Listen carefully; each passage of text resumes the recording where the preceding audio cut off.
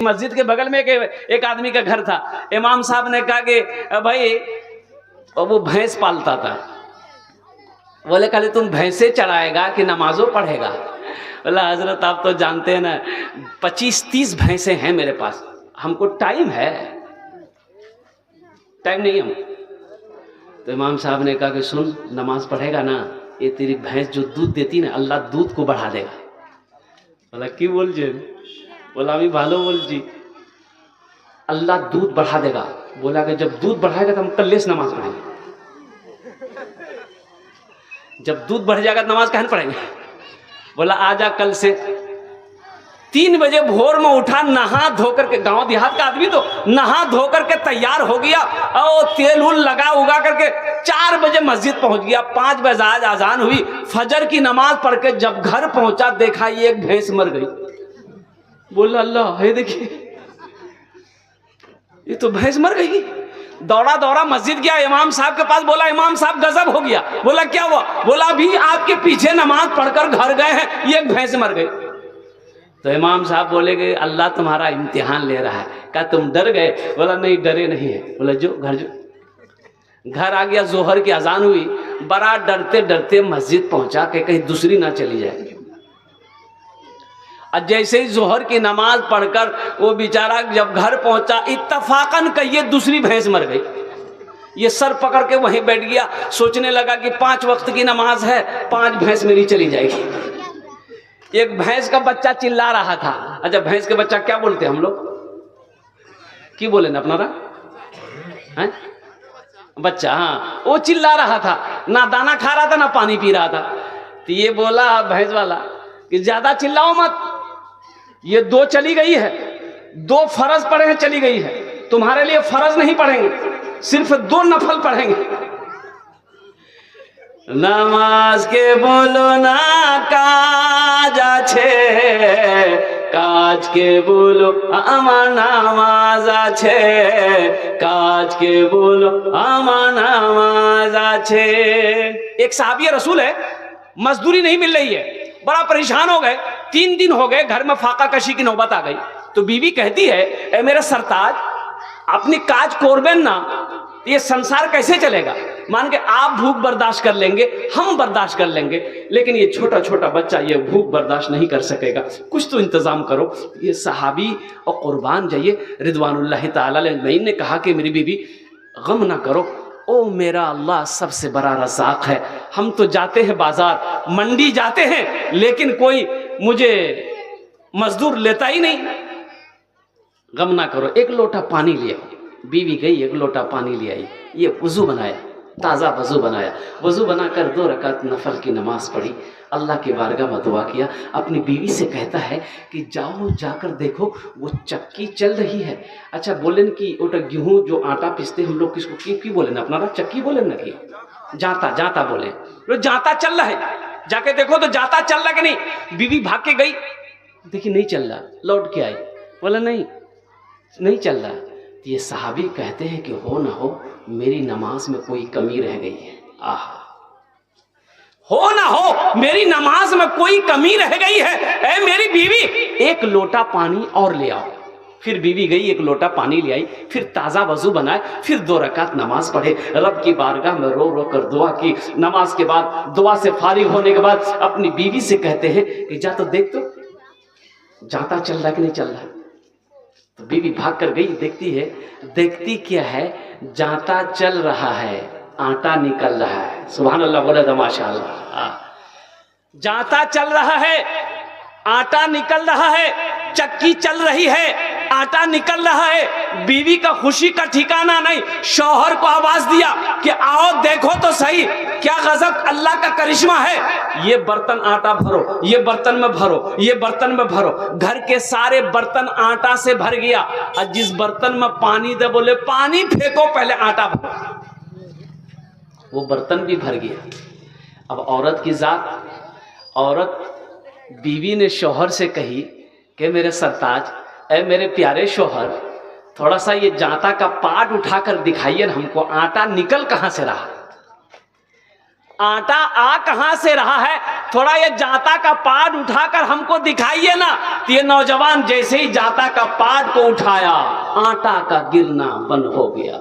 और कुर्बान जाइए, अल्लाह के रसूल सल्लल्लाहु अलैहि वसल्लम की बारगाह में ये नौजवान गया, सारा वाकया सुनाया कि या रसूल अल्लाह सल्लल्लाहु अलैहि वसल्लम ये वाकया आज हुआ है मेरे साथ में। तो अल्लाह के रसूल इरशाद फरमाते हैं, ए नौजवान, अगर तू उस चक्की के पाट को उठाकर ना देखता तो कसम है उस रब की जिसने मुझे नबी बरहक बनाया है, कयामत तक उस चक्की से आटा निकलता रहता, तेरी नस्लें खाती रहती, कभी बंद ना होता।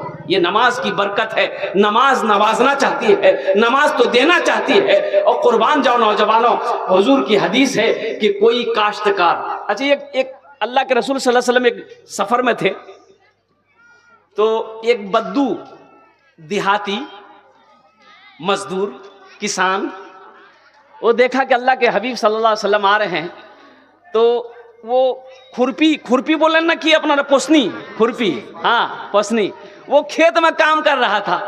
और नजर पड़ गई तो मिट्टी उट्टी हाथ में लगी हुई थी, और वो खुरपी को पोसनी को छोड़ा, वो दौड़ा आया, अल्लाह के रसूल को सलाम किया, अपना हाथ को बढ़ाया मुसाफा करने के लिए। तो अल्लाह के रसूल सल्लल्लाहु अलैहि वसल्लम ने जब अपने हाथ को बढ़ाए तो ये देहाती, ये बद्दू अपने हाथ को पीछे खींच लिया। तो अल्लाह के रसूल सल्लल्लाहु अलैहि वसल्लम ने इरशाद फरमाया, क्या हुआ? कहा कि या रसूल अल्लाह, मेरा हाथ उस लायक नहीं है कि आपके जिस्म से मैं अपने हाथों को मिलाऊं, मिट्टी लगी है, आपका हाथ गंदा हो जाएगा। और कुर्बान जाइए, जानते हो नौजवानों, आमिना के लाल गुम्बद खजरा में आराम फरमाने वाले जनाब मोहम्मद रसूलुल्लाह सल्लल्लाहु अलैहि वसल्लम ने उस देहाती के हाथों को पकड़ा। अब पकड़ने के बाद यूं अपने करीब लाया और होठों से चूमा, और आपने फरमाया कि जानते हो जो हाथ मेहनत और मशक्कत करता है, जो हाथ मेहनत और मशक्कत करते हुए गंदा हो जाता है, मिट्टी लग जाती है, धूल लग जाती है, गर्द गुबार लग जाए, जहन्नम की आग उसे जला नहीं सकती। सुभान अल्लाह, क्या मकाम है। हुजूर फरमाते हैं सल्लल्लाहु अलैहि वसल्लम कि कोई काश्तकार फजर की नमाज पढ़कर खेत में चला जाए, बागीचे में चला जाए, बागान में चला जाए, जिस पौधे में हाथ लगा देगा अल्लाह उस पौधे में बरकत पैदा फरमा देगा। इसलिए मेरे बच्चों, नौजवानों, नमाजों की पाबंदी करो। नमाज कुछ मांगती नहीं है, नमाज देना चाहती है। आखिरत की तैयारियों में से ये पहली तैयारी है। इंशाअल्लाह कितने लोग तैयार? हाथ उठाओ इंशाअल्लाह। अल्हम्दुलिल्लाह। अच्छा बोल छी कि मेरा समय होता चला जा रहा है, वक्त गुजरता चला जा रहा है। अच्छा, जन्नत में महल कौन कौन बनाएंगे इंशाअल्लाह? एक बार आप लोग तैयार हो जाइए तो आमी अपनर जन्य दुआ 10टे दुआ करे देबो। कत दुआ करबो? कत दुआ करबो? 10टे। एखाने जेटे दुआ होबे कबूल होबे, जेटे दुआ होबे मकबूल होबे। अल्लाहर कुरान कोचे वकाल रब्बुकुम उदउनी अस्तजिब लकुम, मेरा बंदा तुम मुझे पुकारो मैं तेरी दुआ को कबूल करूंगा। ऐसी वैसी दुआ नहीं होगी। एक बुढ़िया रास्ते में गिर गई, बुढ़िया थी, गिर गई, ठोकर लगे, गिर गई। एक नौजवान मोटरसाइकिल लेके जा रहा था, नजर पड़ गई, मोटरसाइकिल खड़ी किया, वो बुढ़िया को उठाया, ए दादी उठ उठ उठ उठ उठ, चोट लगी ना क्या, उठ उठ उठ। दादी बुढ़िया उठी, बदन हाथ झाड़ी। वो बुढ़िया बोलिए बेटा जितना जल्दी तुम हमको उठाए ना, हम दुआ करते उतना जल्दी अल्लाह तुमको भी उठा ले। जन्नत में महल बना लो, ये हम नहीं कहते, अल्लाह के रसूल सल्लल्लाहु अलैहि वसल्लम की हदीस है, मन बना लिल्लाहि मस्जिदन बनल्लाहु लहू बैतन फिल जन्नह, कि जिसने दुनिया में अल्लाह का घर बनाया अल्लाह उसके लिए जन्नत में आलीशान महल बनाएगा। ये अररिया जिला के अंदर में एक बस्ती है। अच्छा, अररिया जिला जाने ना अपना? ये तो पूर्णिया बोले, हाँ पूर्णिया के बगल में अररिया जिला है। मौलाना मंजूर अहमद नोमानी मदरसा दारुल उलूम 0 माइल अररिया, उन्हें, हाँ मदरसा दारुल उलूम 0 माइल अररिया, वो कह रहे थे कि अररिया बस्ती के अंदर में एक गांव में एक मस्जिद थी। एक गरीब आदमी था, 3 बीघा जमीन का मालिक था। 3 बीघा, कत बीघा? 3 बीघा, 4 बेटा।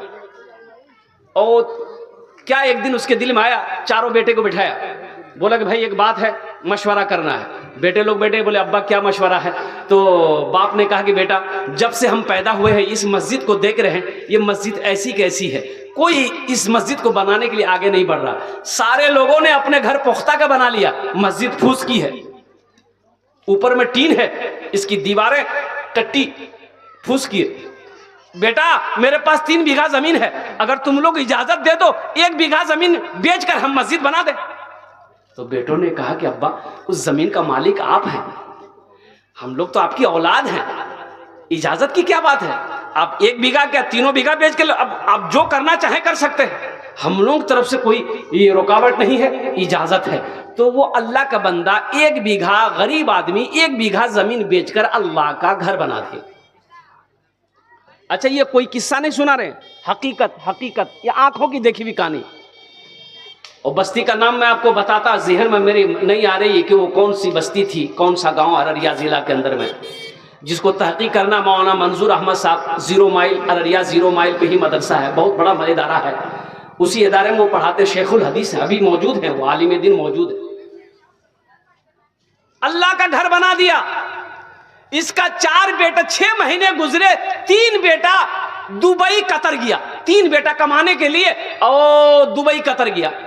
अच्छा, इसके घर में मस्जिद जो बनाया भी जरा गरीब आदमी था, इसके भीटे में भी फूस का मकान था, 2 भीटे में 2 मकान था, उसी में ये गुजर बसर हो रहा था। लेकिन कुर्बान जाओ 6 महीने गुजरे, 3 बेटा सऊदी अरब कतर गया, और कुर्बान जाओ 4 साल नहीं गुजरे, 4 साल का वक्फा नहीं गुजरा, अल्लाह ने इसके चारों भीटे में पुख्ता का मकान बनाया। और आज जानते हैं, आज उस बस्ती में उससे बड़ा पैसा वाला कोई नहीं,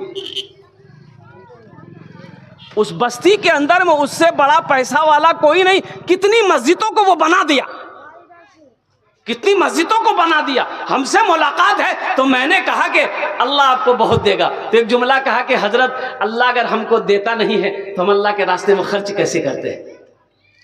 हाँ। इसलिए मेरे भाइयों नौजवानों, ये दुनिया फानी है, फना हो जाएगी, आंखें बंद होनी, आंखें एक दिन बंद हो जाएगी, ये सांसें रुक जाएगी। रहो दुनिया में रह के आखिरत की। देखिए अल्लाह ने दुनिया में पैदा इसलिए किया कि तुम आखिरत बना लो, तुम आखिरत बना लो, तुम आखिरत सवार लो। तो मेरे भाइयों, दुनिया में रह के जन्नत में महल बना लो।